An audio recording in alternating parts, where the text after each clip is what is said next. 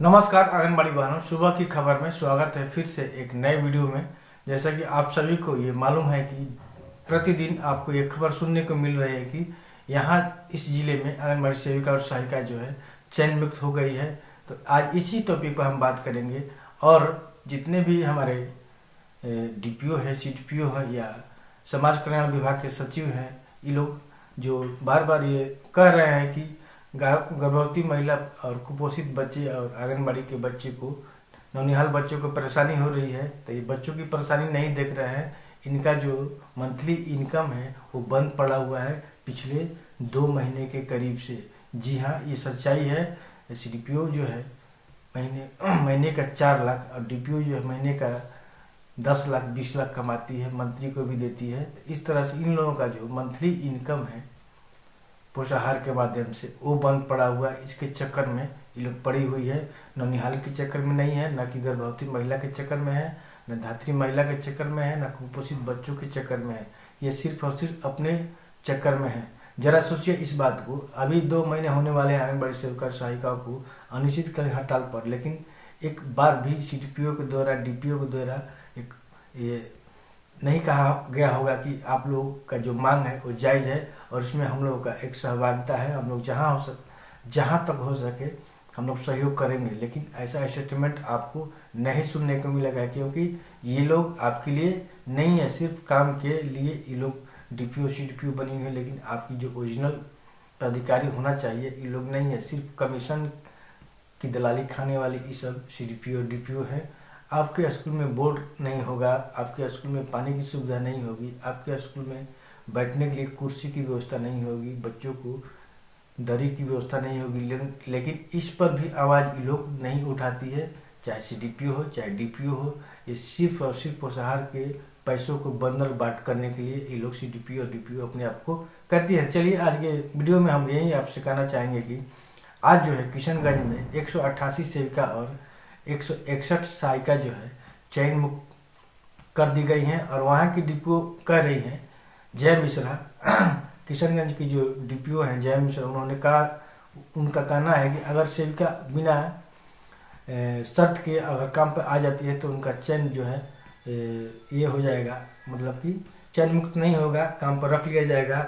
और अगर नहीं आती हैं तो इस वैकल्पिक व्यवस्था को, यानी कि जितने भी चयन मुक्त हो रहे हैं सेविका सहायिका, उनको नए सिरे से बहाली करने की भी बात जय मिश्रा के माध्यम से कहा गया है। सारी बातें आपको इस वीडियो में मिलेगी। चलिए वीडियो को स्टार्ट करते हैं। वीडियो को स्टार्ट करने से पहले आपसे हमेशा एक रिक्वेस्ट होती है, अगर आप मेरे चैनल पर पहली बार आए हैं तो मेरे चैनल को लाइक एंड सब्सक्राइब जरूर कर दें और डीपीओ और सीडीपीओ की सच्चाई जानने का भी प्रयास जरूर करें। चलिए वीडियो करते हैं शुरू। जैसा कि आप शीर्षक में देख पा रहे हैं, लिखा हुआ है परेशानी। 5 सूत्री मांगों को लेकर के 29 सितंबर से आंगनबाड़ी सेविका और सहायिकाओं की हड़ताल अभी तक जारी है। 2 माह से नौनिहालों का छीन रहा है निवाला। 1,05,000 से अधिक बच्चे योजनाओं से वंचित है। एक खबर जो है किशनगंज की है। जिले में 5 सूत्री मांगों को लेकर के 29 सितंबर से सेविका सहायिका की हड़ताल 2 महीने के करीब पहुंच चुकी है। विभाग और सेविकाओं के बीच फांसी पेंच में नौनिहालों की जिंदगी पिस रही है। इससे 2 माह से 1,59,602 नौनिहाल सरकारी योजनाओं वंचित हो गए हैं। जिले में विभागीय ने आंगनबाड़ी केंद्र पर नहीं लौटने पर 188 सेविका व 161 सहायिका को चयन मुक्त कर दिया है। इसके बावजूद सेविका सहायिका काम पर लौटने को तैयार नहीं है। इसका खामियाजा प्री स्कूलिंग शिक्षा के साथ साथ कुपोषित बच्चों और धात्री गर्भवती महिलाओं को भुगतान पड़ रहा है। विभागीय सूत्रों की माने तो विभाग नए सिरे से चयन मुक्त किए गए सेविका सहायिकाओं के पद को भरने पर विचार कर रही है। हड़ताल पर डटी सेविका सहायिका भी झुकने के मूड में नहीं है। सरकार की ओर से आंगनबाड़ी केंद्रों के माध्यम से चलाई जा रही सभी योजनाएं ठप है। विभाग ने सेविका सहायिका की हड़ताल को देखते हुए केंद्र पर दी जाने वाली सुविधा बहाल के लिए वैकल्पिक व्यवस्था करने की घोषणा की थी, जो महज दबिश बनाने का जरिया साबित हो रहा है। डीपीओ आईसीडीएस जया मिश्रा ने कहा कि चयन मुक्त सेविका सहायिका बिना शर्त अगर काम पर वापस आती है तो विभाग विचार करेगी। फिलहाल चयन मुक्त सेविका और सहायिका काम से अलग है और यहाँ पर देख पा रहे हैं कर्मी के हड़ताल पर जाने से आंगनबाड़ी केंद्र में लटका हुआ ताला। देखिए ये आंगनबाड़ी की दुर्दशा है, कराकट में है। इन लोगों के पास भवन बनाने के लिए पैसा नहीं है, लेकिन नौनिहालों की और गर्भवती धात्री की बहुत काफ़ी चिंता है। सारे के सारे घुसखोर यहाँ बैठे हुए हैं, डीपीओ से लेकर के मंत्री तक। जिले में संचालित 1857 केंद्रों में 763 भाड़े के मकान में, देखिए भाड़े के मकान है। जिले में स्वीकृत आंगनबाड़ी केंद्रों की संख्या 1890 है, लेकिन 1857 केंद्रों का ही संचालन हो रहा है। इसमें से 763 केंद्र भाड़े के मकानों में संचालित है। कई केंद्र भाड़े पर ऐसे हैं, ऐसे में यहाँ कुपोषण से बचाव की बात बेईमानी होगी। बहादुरगंज प्रखंड में केंद्रों की संख्या 290 है, जिनमें की 117 भाड़े पर है। दिघल बैक प्रखंड में केंद्रों की संख्या 226 है, इनमें 80 भाड़े पर है। किशनगंज प्रखंड में केंद्रों की संख्या 2012 है, इनमें 90 केंद्र भाड़े पर संचालित है। कोचा धामन प्रखंड में 321 केंद्र हैं, इनमें से 132 भाड़े पर है। पोठिया प्रखंड में 310 केंद्र संचालित हैं, इसमें 125 भाड़े चल रहे हैं। टेढ़ागाछ प्रखंड में 172 केंद्र संचालित है, इसमें 85 केंद्र भाड़े पर है। जबकि ठाकुरगंज में 326 संचालित केंद्रों में 134 केंद्र भाड़े पर संचालित है।